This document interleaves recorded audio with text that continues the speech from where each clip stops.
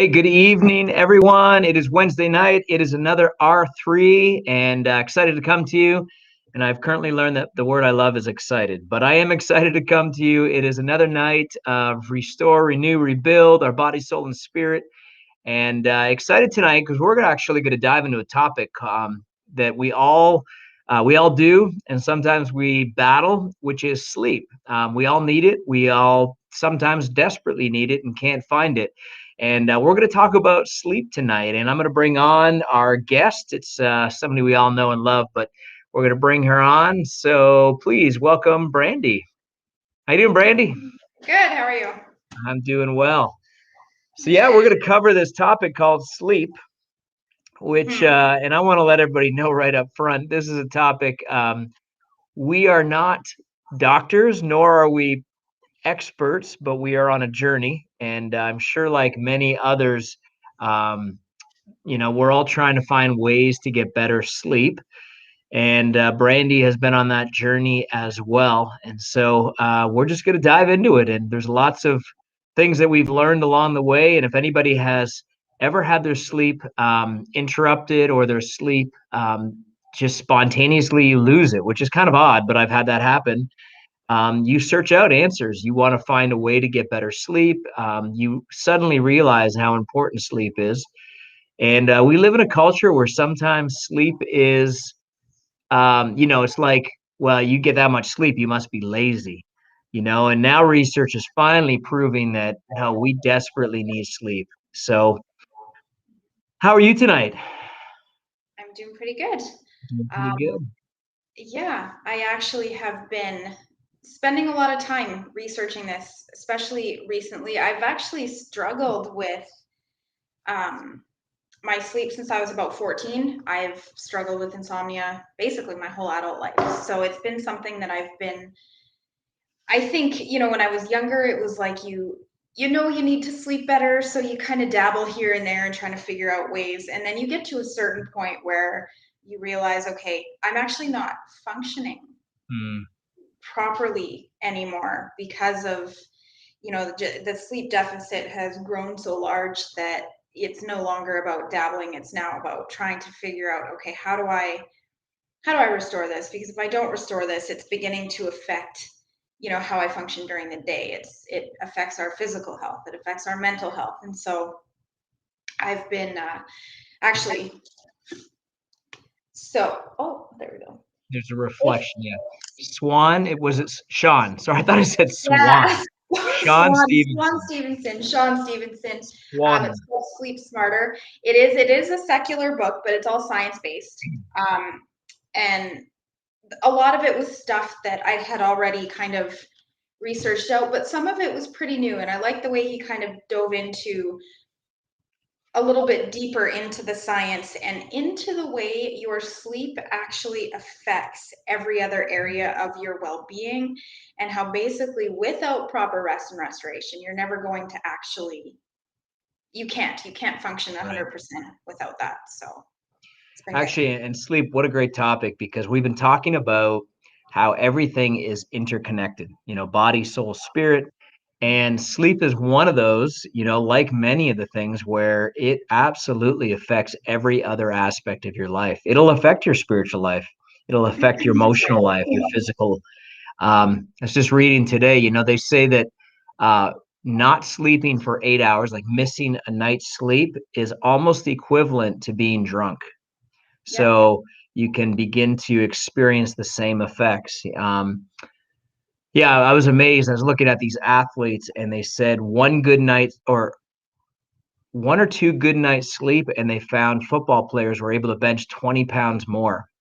It's just like it's staggering to see how much it actually affects us. So, um, yeah, I never, you had sleep issues since you've been 14. Mhm. And since you're only 24, it's only been 10 years, right? That's right. It hasn't been that long at all. Yeah. Do you remember when it started? Like for me, it was 4 years ago. That's when I used to be able to sleep anywhere, anytime, I'd fall asleep. But 4 years ago, it all changed. So for you, that's a long time ago. Yeah. Um, Not really. I remember always sort of being someone who was always tired in the morning. I had a hard time getting out of bed. I could stay up all night. I just didn't sleep well. When I did sleep, I would wake up a lot. Um, and then I remember one particular bout of insomnia would have been about 8 years ago. That was kind of the tipping point for me where I realized how out of whack my sleep actually was, where I went 3 weeks and I might have slept an hour or two a night for those 3 weeks. Wow. And I just, everything just shuts down. You just Yeah. don't even.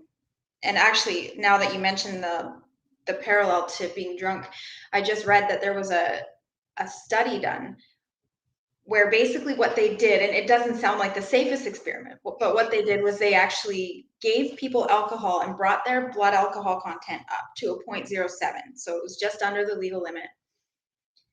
And then they had them drive, right? And then they had the same participants and they deprived them of sleep for 30 hours. And their driving skills were 10 times worse Wow. having been deprived of sleep than they were at a 0.07 blood alcohol content. So it is, and again, it's one of those things, like you even see the signs on the highway where, it does fatigue kills, Yeah. you need to be, and one of the things about the lack of sleep as well is your decision making skills are questionable when you're tired. And one of the first places you see that is in your food choices. So, you're tired, you haven't slept, the hormones in your system are a little bit out of whack. And so now your body's triggering cravings in Yeah. order for you to bump your energy up. But instead of, kind of logically thinking through, okay, how can I bring my energy levels up with foods that are actually going to nurture and not give me a spike and a crash, what we end up doing is reaching for the sugar and the carbs and the Yeah. caffeine and all of those things. And then it starts this cycle because now you're going to spike and crash, and you're going to crash in the middle of the day. You're going to find another way to pick me up, and then you're going to be wired by the time you go to bed. And it's just this, let alone the decisions that you make that have nothing to do with food. We Yeah. just don't think clearly and Yeah. make wise decisions without sleep. And it's one of those things that you don't know how precious it is until it's gone. And absolutely. Um, it's interesting. I was recently seen like a physical therapist for some shoulders and things. And we were just got talking, and interesting. She was saying that a lot of things, how did she say? She said, when we're young, we white knuckle through everything and we don't even actually realize it's an issue. So you have stress in your life. And when you're young, actually, stress can be, you can actually thrive in stress. You do better. And you're like, man, I'm good under pressure. And you get into your 30s and it's kind of the same thing, but you're a little more white knuckling. And she said it is your mid to late 40s where everything that you've been battling begins to show up. We call it a midlife crisis, but I thought it was interesting because she said a lot of times it will show up in your sleep. And, we'll talk a little bit about it today, that your mind begins to play these things out subconsciously. Yeah. Your stresses in your day, your stresses in your past. And so we think that we're getting through all of it, only to find out it's actually building. And eventually we hit a breaking point and it crashes in on us. And could be our sleep, it could be anxiety, it could be multiple things. So let's do this. You have some stats. Why don't you share the stats? And I think I wouldn't be surprised if this is pre-COVID, because I hear the stats are almost 50% right now with COVID. But share your Yeah, stats. they would be higher for sure. So the stat that I came up with today was that 30% of Canadians suffer from sleep disorders, and that prevalence of insomnia is higher amongst women. And again, this is also true of some mental illnesses as well. And I do think that like you say, this number is probably low compared to what we would be seeing right now. But sleep disturbances, when they talk about that, they're not just talking about people who, you and I are talking about insomnia, where you go like stretches and you don't sleep.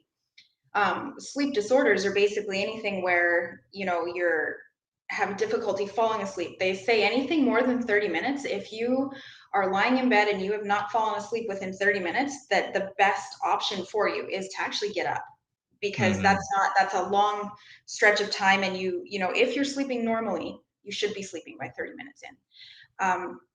Or it's waking up in the night, or it's just when their sleep is tracked, finding that it's, they're not getting the necessary cycles through restorative sleep and light sleep and REM sleep.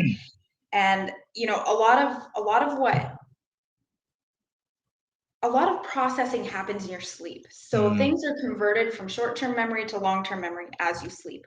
yeah, Learning is actually cemented in your mind as you yeah, sleep. So if I'm doing a really intense course and I'm sitting behind a desk or behind a computer for 8 hours a day, I might get up from that computer feeling like I haven't retained anything. But if I go and get a good night's sleep, then I will realize that a lot of what I just learned has actually sunk in, but I need sleep to yeah. be able to refresh it in my mind, right?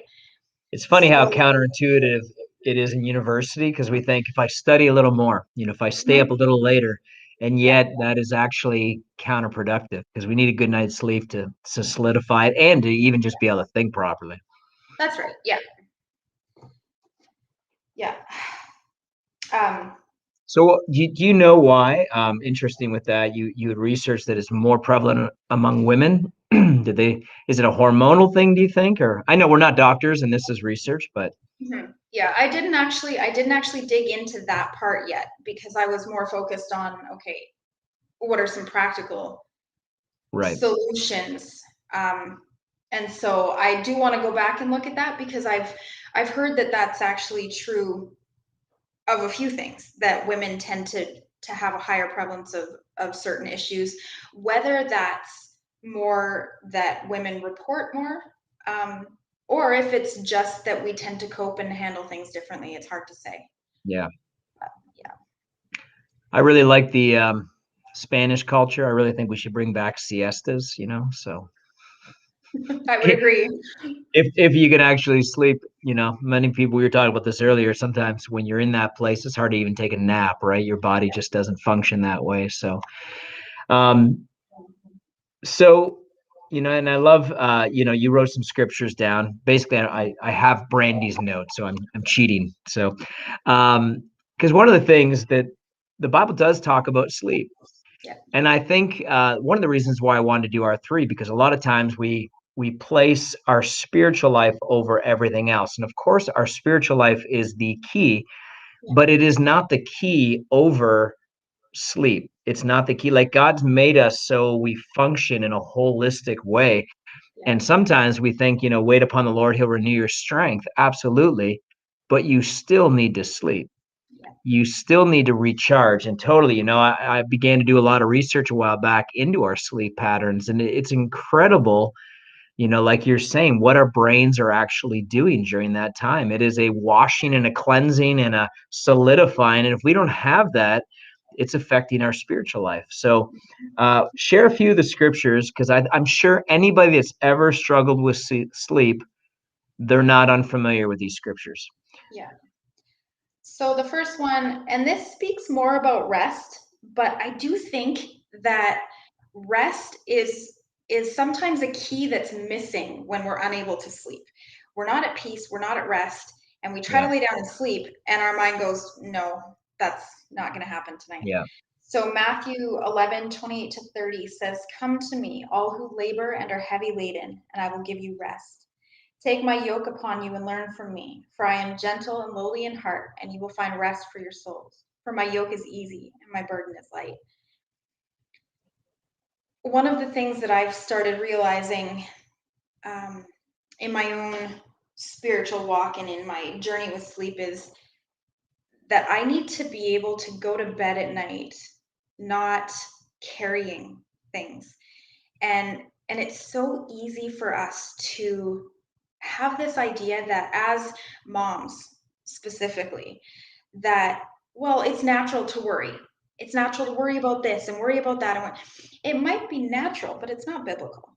Right. And it's not fruitful. And it's definitely not going to help your sleep. So learning how to simply say, okay, I am tired and I need the rest of God. I need to enter into the rest of God. I need to lay the burdens down, even to just be able to sleep, so that when I get up in the morning, I am now better able to, first of all, see truth, because sometimes being tired, everything looks so much worse than it is. Mm-hmm. So to wake up in the morning with those fresh eyes and, do it again. Psalm 4:8 says, "In peace I will both lie down and sleep, for you alone, O Lord, make me dwell in safety." Yeah. Psalm 127:2 says, "It is in vain that you rise up early and go late to rest, eating the bread of anxious toil, for he gives to his beloved sleep." I love that one. Yeah. That's one of my favorites. Yeah, Yeah. yeah. Because like you said, all of the effort that we're pouring into these things, whether it's, your family, your job, your ministry, whatever it is that you're doing, when you're burning the candle at both ends, the Bible's telling us like this is in vain. Yeah. You know, at a certain point we need to enter into rest. We need to receive the sleep that he has promised us. Yeah. And the last one is Psalm 121:3 and 4. He will not let your foot be moved. He who keeps you will not slumber. Behold, he who keeps Israel will neither slumber nor sleep. I read that and I thought, okay, I can sleep because he He's does. not. Yeah. He's watching over me. He is guarding over my affairs as I sleep. So what benefit is it to me to be anxious and to be awake worrying about these things when, and it's much easier said than done. Yeah.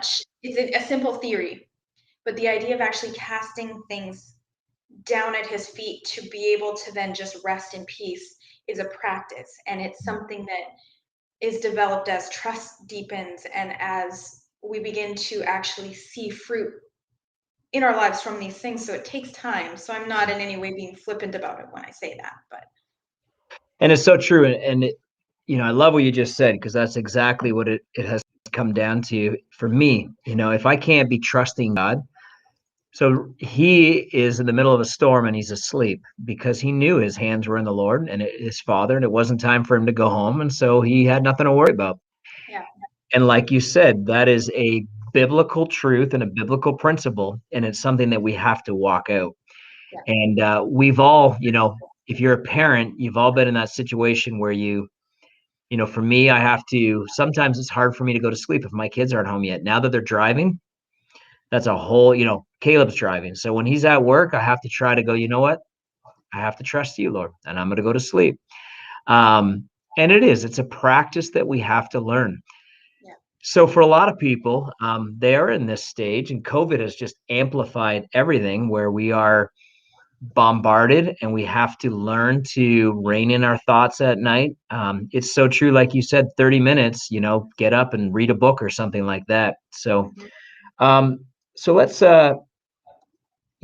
talk about, because you did cover already the importance of sleep. So we already know that it does solidify things. I love, the one guy described it, a neuroscientist. He said, literally at night, your brain is washing itself, regenerating itself.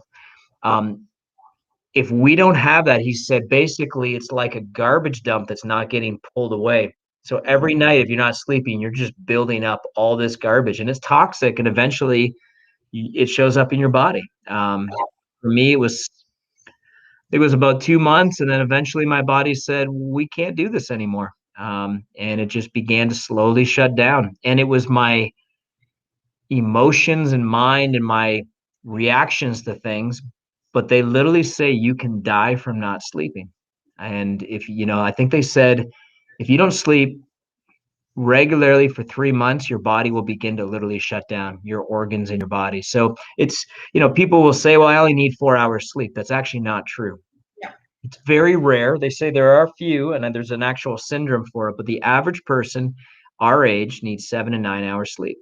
yeah, And if we don't follow through with that, they say it'll show up somewhere. We're sacrificing something. It could be our peace, it could be our creativity, it could be our ability to focus, but we are sacrificing something. So, that's right. you've got on there improves productivity and concentration, decreases risk of heart disease and stroke. You just think of that alone, because that's one of the Yeah. number one leading causes of death.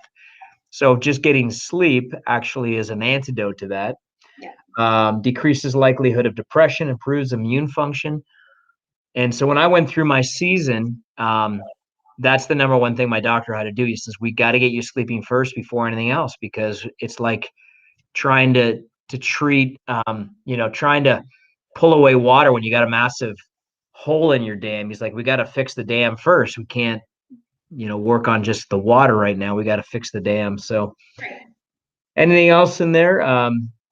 Good Well, sleep one, keeps body weight and healthy range. That's powerful. Yeah. mm, and again, this is how we loop this back into everything else, because like you say, if you're not feeling the effects of exhaustion from not sleeping, or maybe you're just so used to being tired that it feels normal, it's important to start looking at, okay, I might just feel like this is normal. I feel like I can survive not sleeping well. But when you start to actually consider all of the other things that it begins to affect. So, in what I do, obviously, I talk to a lot of women who want to lose weight. And I have personal training clients where they will come to me and they will say, I just, I'm working out every day and I'm watching what I eat and I cannot seem to lose weight. And my first question is, how are you sleeping? Hmm. And it's not just quality and it's not just quantity. So it's not just about the 7 to 9 hours. It's not just about actually getting restorative sleep. It's actually about when you sleep, because we have this idea sometimes that as long as I get 8 hours, it doesn't matter when I go to bed and it doesn't matter when I wake up. Right. The science around circadian rhythms actually proves that your most restorative sleep happens between the hours of 10 p.m. and 2 a.m. And a lot of people, if they're not in bed by that 10 p.m. time, will get a second wind and their hormones will start to get out of whack again. And so the recommendation is that, like, you need to be in bed before 1 in the morning if you actually want to be restored properly. And this is part of why sleep disorders have skyrocketed, is because you have so many people who do shift work and different, or they're moonlighting, they're working multiple jobs, they don't even get home until 1 in the morning. But realistically, whenever possible, those 7 to 9 hours should be happening with the rhythm of the sun. Yeah. We were created to get up with the sun and to rest with the sun. So, it's that's God's design. Yep. Yep. We have really, we were talking about this 2 weeks ago. In the effort for progress, we have basically destroyed all our rhythms of life. Um, some of the things now, it's interesting, even the principle of grounding, where they're starting to realize how important it is to even put our feet, bare feet, in the grass. Yeah. How important it is for us to literally play in the dirt. We used to call that farming. you know, um, but they're now saying, and research has proven that, even getting off a plane, if you've gone through several time zones, and this one guy was researching, he says, every time I do it, he says, I get off the plane, I go through customs, and he says, I find grass, I take off my shoes, and I ground myself. And so that they're now starting to realize, like, that's how we were built. We weren't built to wear shoes all the time. We weren't built to sit indoors all the time with fluorescent lighting. We were built to be outside. Like you said, we were built to go to sleep when the sun went down because we didn't have lights. Yeah. And so we have to somehow get back. And we're not talking about, I'm not talking about becoming, I don't even know what you call it, naturalists, where we just head out into the forest and we don't do it. But it's some of these principles that are so needed. You know, what is one of the most common white noises that people listen to? It's ocean waves, Yeah. because it actually grounds us back to nature. And if you've never tried that, I encourage you. And I think most people nowadays have tried some sort of white noise. Yeah. But these are all principles that our forefathers and beyond used to know, and we've lost it all.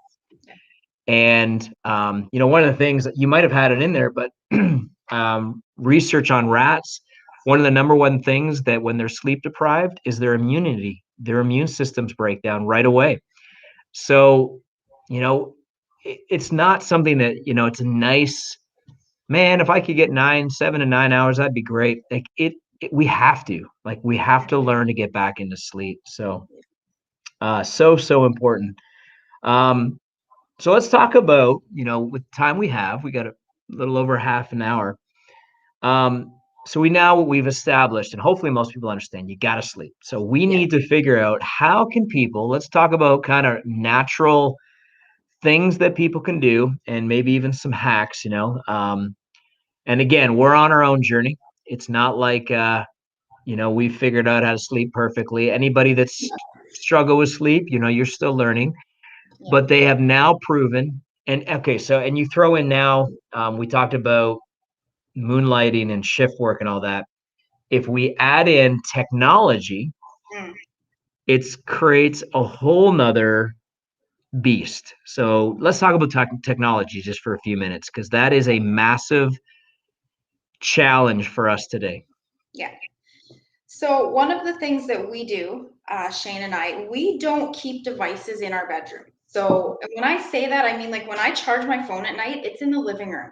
The recommendation is that you actually have 6 feet between you and your phone when you're trying to sleep, because the electromagnetic fields coming off of your technology is actually interrupting your sleep cycle. Hmm. So the reality of it is, there was a time when the only time your phone would ring in the middle of the night was if it were emergent, where now we have notifications for everything. So what we do, I mean, our kids are always home, but when they're not home, we just set it so that the only phone call that would ever come through would be an emergency, one of our emergency people that we've identified.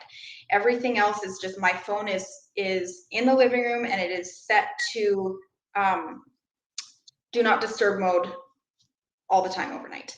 We don't have a TV in our room. We will never have a TV in our room, for several reasons. One of those reasons is that blue light Yeah. from screens. The recommendation is that it should be at least an hour and a half before you go to bed when you turn off all your screens, and actually um, overhead lighting. Hmm. So this book, I did not realize this, but this book that I've been reading, apparently you actually have photosensors in your skin, not just in your eyes. Yep. So if a light is overhead or anything like that, your skin is picking up on that and it is actually hindering melatonin production. Yep. So this hormone that should be released when it's time to go to sleep is being stopped by all of this artificial light that's basically telling your body, oh, it's time to be awake. So, an hour and a half before bed, shut it down. Just shut your screens down. If you have a TV in your room, I strongly urge you to not. Um, and for other reasons as well. I mean, your bedroom should be a sanctuary, and the recommendation from most experts is that you reserve your bedroom for sleep and marital activity, and that should be what it is all about. And other than that, you don't work in your bedroom, you don't craft in your bedroom, you don't, whatever it is some people like to do, but your bedroom is should be a sacred space as far as I want activity. to crack a joke. You mean like fighting, right? Marital I do. activity. I do. Just joking. That'll help you sleep for sure. So, I'm sure most people are aware melatonin is very well known now as a sleep aid, and it's a natural hormone that we produce. But going back to your circadian rhythms, it's again how the sun goes down and our body starts to say, oh, we got to go to sleep, starts producing melatonin. Like, so we have disrupted this pattern that used to be so natural for everyone. So yeah, the blue light is huge, and that's hard to get away from because that can be any light. Mhm. It is our TVs, but it is our incandescent light bulbs or our LED light bulbs. Um, Interesting you say that. So this gentleman actually, and I'd never heard of this. So you've probably heard of um, they're called happy lights. I actually have one. So it's for the morning, right? So you Yeah. get your body awake. Well, they actually have produced them where you can put them in your ears because Huh. of all the light receptors, even in your ears, like you're saying, things that we would have never have known about. So yeah, you think, well, I've got something over my eyes, so I'm not being affected. No, that's not really true. You are being affected. Yeah. So we've got the magnetic waves you talked about. So that goes back to directly, like you're saying, we're messing even with the natural magnetic, the grounding we were talking about. That plays in with that. Anything else with electronics? If nothing else, just people that don't turn off their phone. Like, I don't know how many times I've forgotten, and you get a ding and you think, oh my gosh, and it's like some sort of random notification, like some news alert. It's not even a big deal. That'll break your sleep. Anything else with electronics that we need to cover? But that is huge. I think the most obvious one is that a lot of the time we're using our electronics right now for social media. And as much as social media is a blessing, I actually have taken it off of my devices. And so if I want to check Facebook or I want to check Instagram, I actually have to do it from my laptop. So I have to come up to my office. I have to be intentional about it because, again, science has also started to show, studies are showing that people who spend excessive amounts of time on social media are more anxious and depressed. Mm-hmm. And so I think that plays into it too. When you're sitting on your phone and you're scrolling through Facebook until right before you go to bed, now, you not only do you have the effects of the electromagnetic fields and the blue light and everything else, but now you actually have that whole that emotional toll that social media can have. So by shutting all of it down and just giving your mind a rest and giving your emotions a rest and just coming into a place of stillness before you go to bed, as uncomfortable as we are with that now, like we have grown so uncomfortable with having nothing to entertain us, but it's vital. Yeah. Because those are also the moments where you're going to go, okay, I actually do have something going on. I have something disturbing my mind, or I have, I'm anxious about something. Where when we're constantly in front of a device, we're numbing all the time, whether it's TV, whether it's social media, we're not dealing with things. And then, like you said, it'll show up eventually. But it's pretty easy to use technology to avoid real life. That's one of the things I'm noticing with adolescents, youth today, because they're so used to it. Exactly what they're doing is they're literally playing things all night because they want to have the comfort of noise. And yet it is not letting our brains rest. No. And which is a little more, like you're saying, a little more long-term ineffective, I should say, is that they're not processing emotions. Because like you said, I'll just have something in my ear all the time so I don't have to think.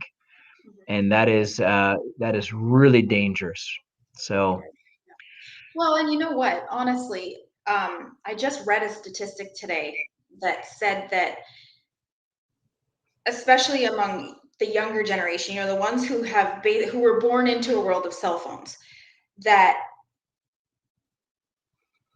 though that generation is experiencing 4 to 5 times the brain tumors just from the proximity of devices all the time. So there are infinite reasons to really be wise about your, as much as technology is helpful, having wisdom in how it's and when it's employed is important for sure.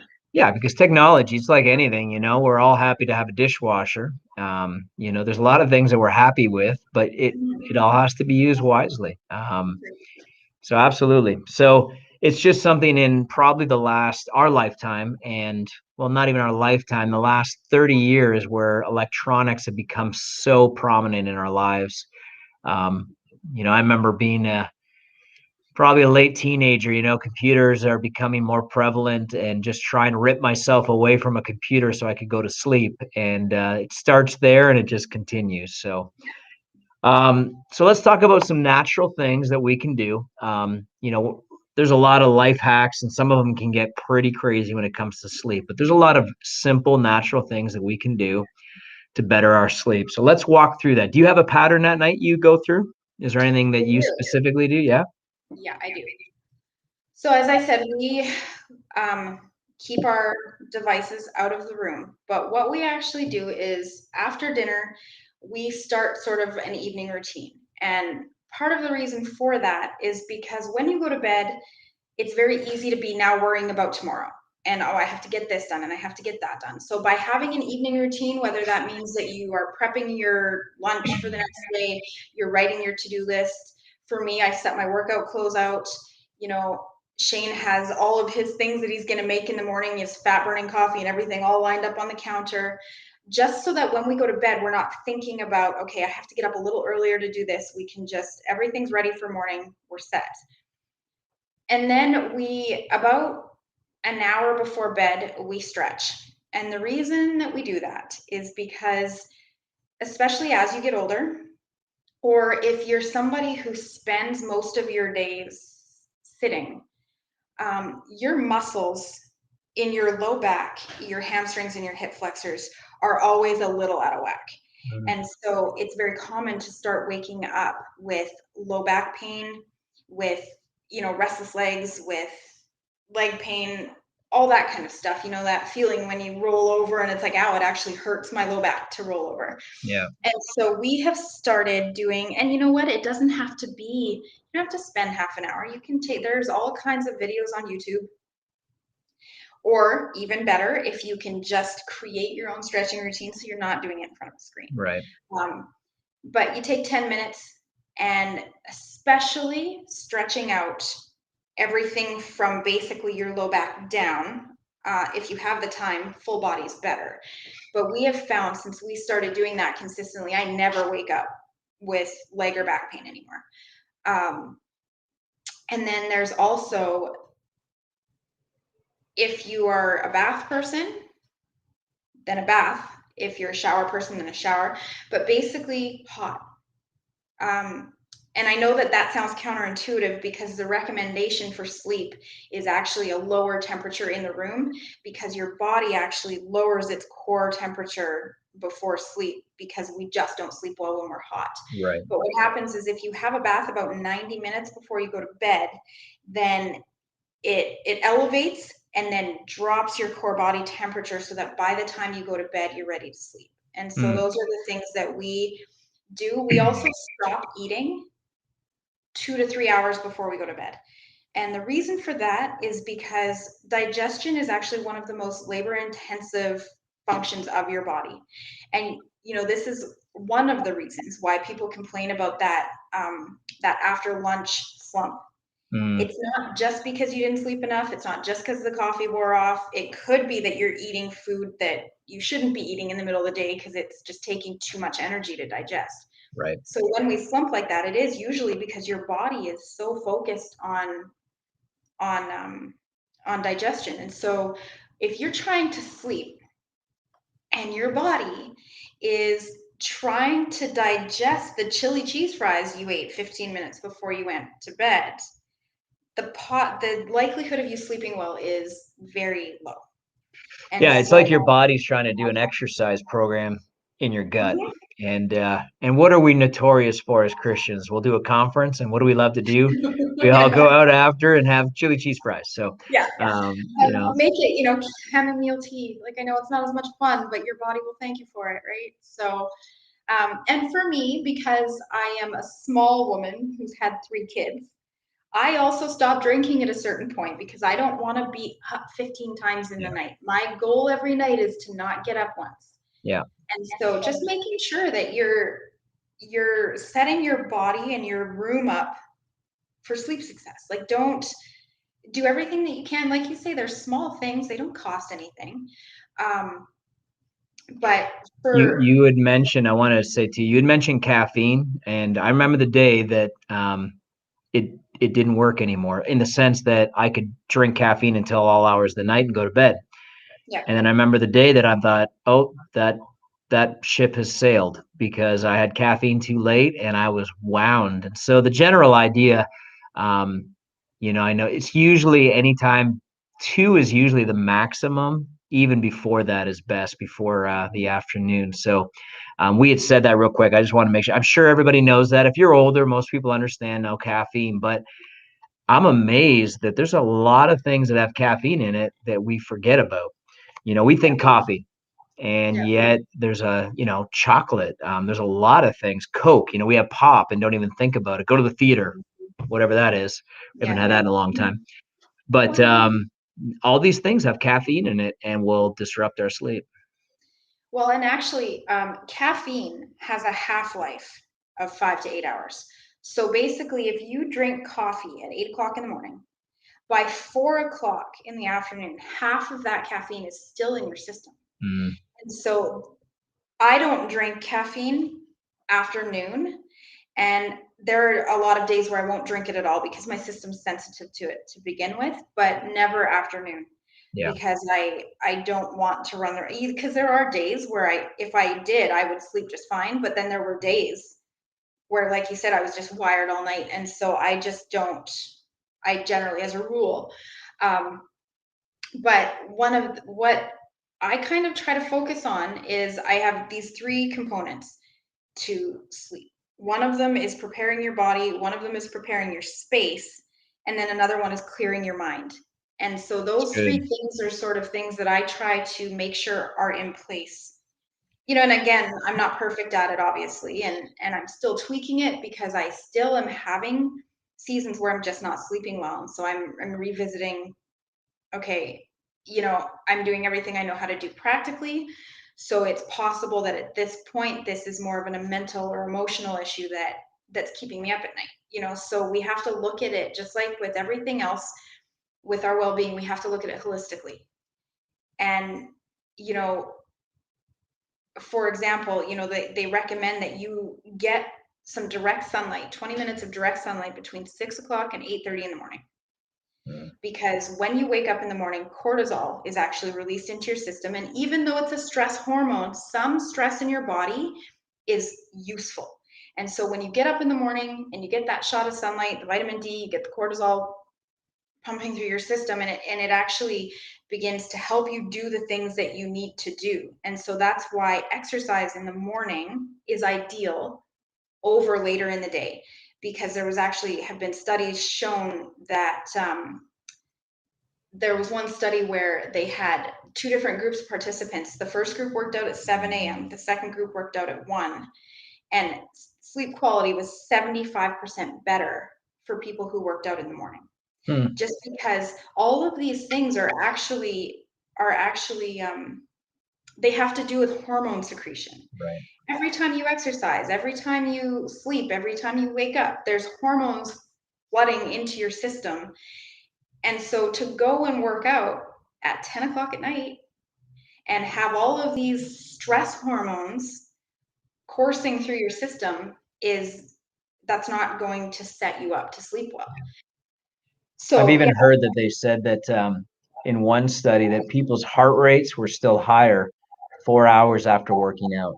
yeah, So yeah, if you're trying to work out 8 o'clock at night, your heart rate technically and your body heat is still higher. So yes. it's going to affect your sleep. Mm-hmm. So I love what you said. You said name this three things again. That was powerful. Prepare your body, prepare your space, and clear your mind. So, simple things. How cluttered is your bedroom? Because science is now showing that a cluttered environment increases anxiety and depression, which then affects sleep. So if you're going to bed at night in a room that's a disaster, you might not realize it, but it's actually causing stress and anxiety, which is then going to keep you awake. So, we really try, and again, not an area of perfection, but it's something that we try to keep our bedroom feeling like a sanctuary. And another way to do that is to bring in plants, and the recommended one is actually English ivy, because as opposed to what most plants do, it actually converts carbon dioxide into oxygen overnight instead Hmm. of during the day. And so it just is improving your air quality. I have blackout curtains. There is no light in my bedroom at night. I have a sleep mask on top of that.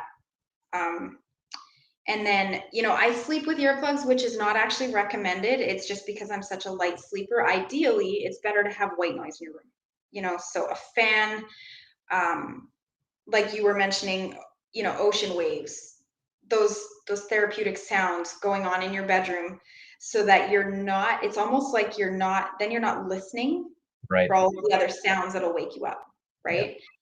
Um, I don't remember. And then when I say prepare your body, we talked about it a little bit already, that stop eating before bed, have that bath, stretch it out, work out. And yes, I understand this is what I do for a living, but I'm telling you from a non-biased perspective, honestly, that exercise is going to help you sleep better Yeah. if you do it right.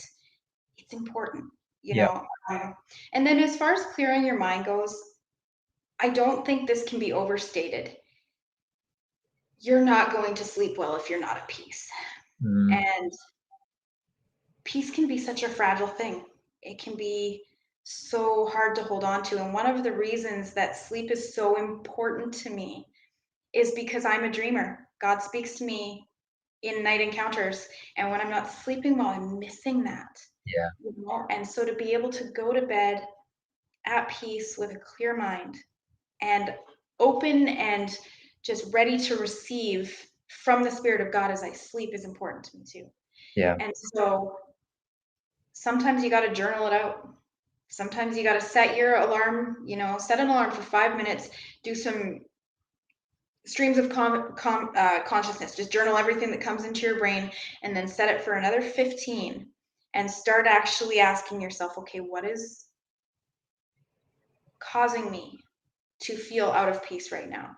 Do I have unresolved stuff going on? Am I anxious about something? Is there something that I have not been able to release to God? And end your night with surrender. Mm, Basically, okay, God, I can't fix these things that I'm stressed out about.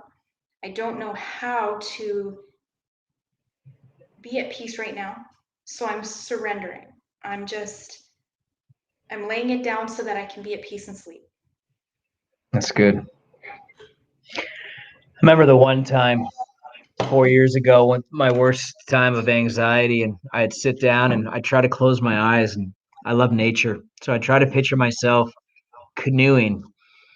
And it was interesting because it was the first time, it was kind of a telltale sign I could not canoe slowly.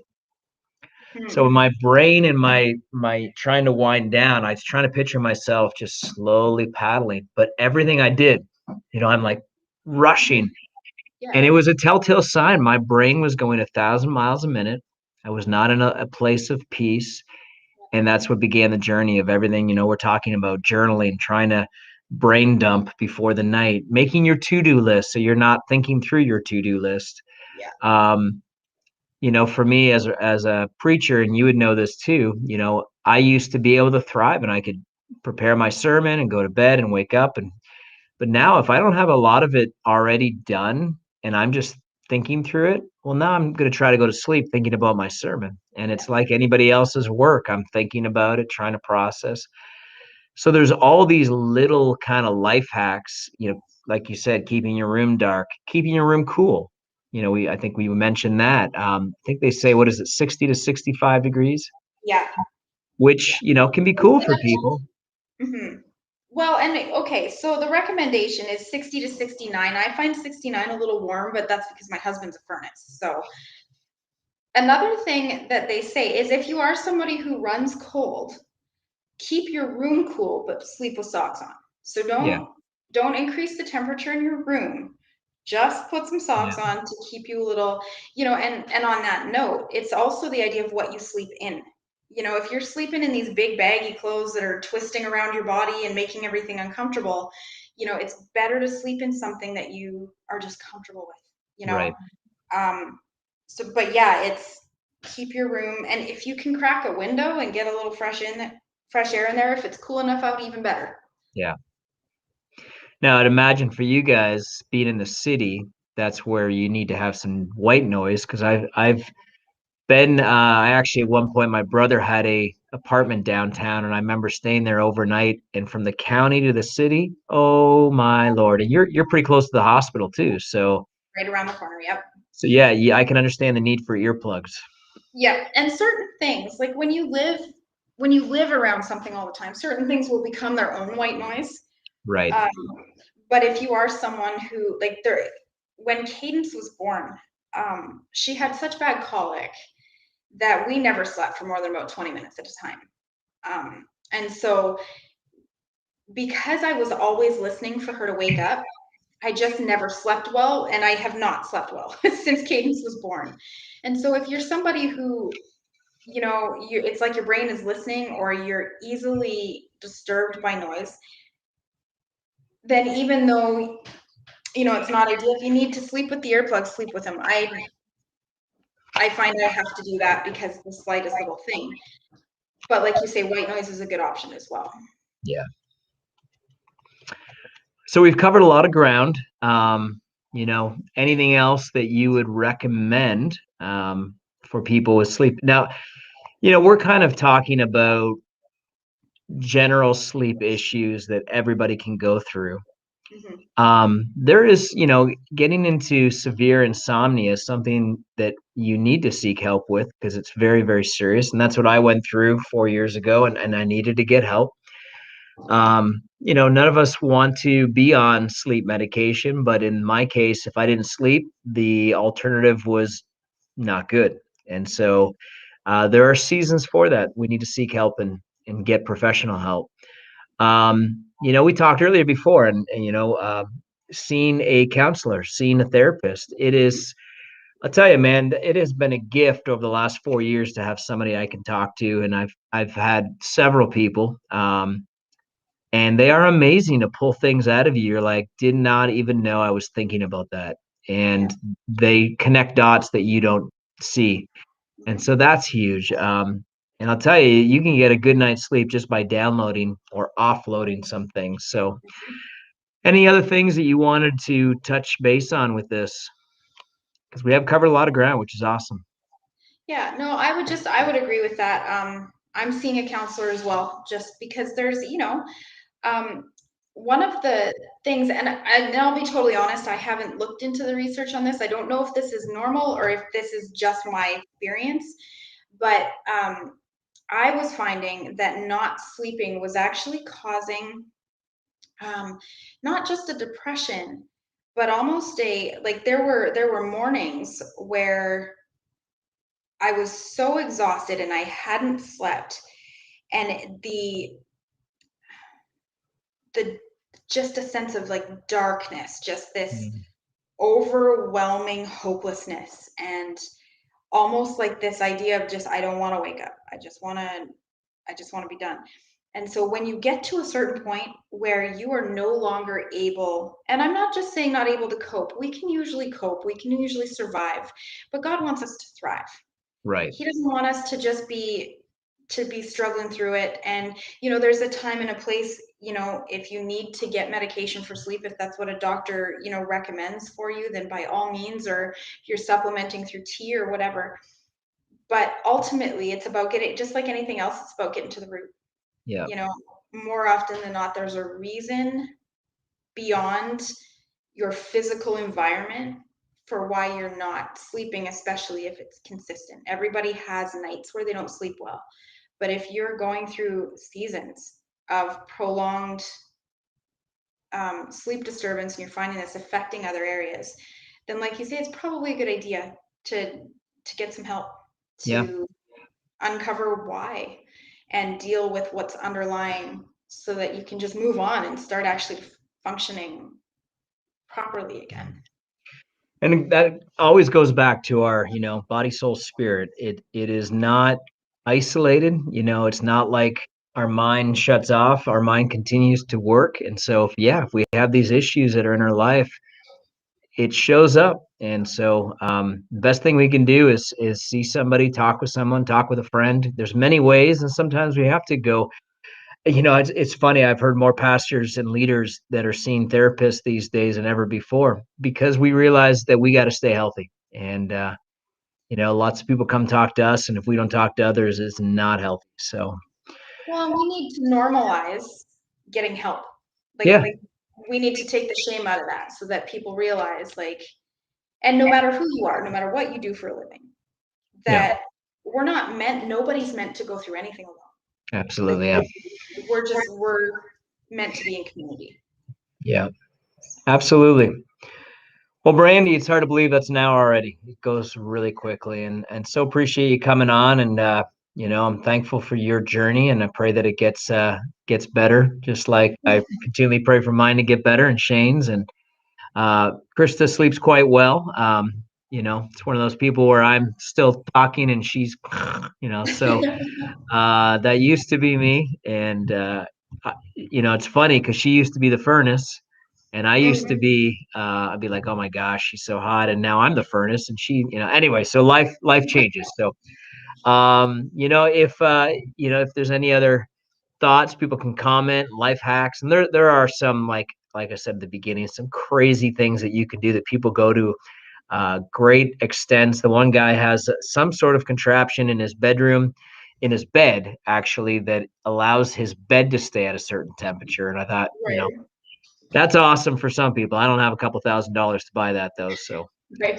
we'll look at different life hacks. So again, thank you guys for joining us. Thank you, Brandie. If you could stay on the line, Brandie, we'll connect in a second. But thank you guys, and we will see you in 2 weeks. We have Prairie Essentials next week. Take care, everyone. Everybody.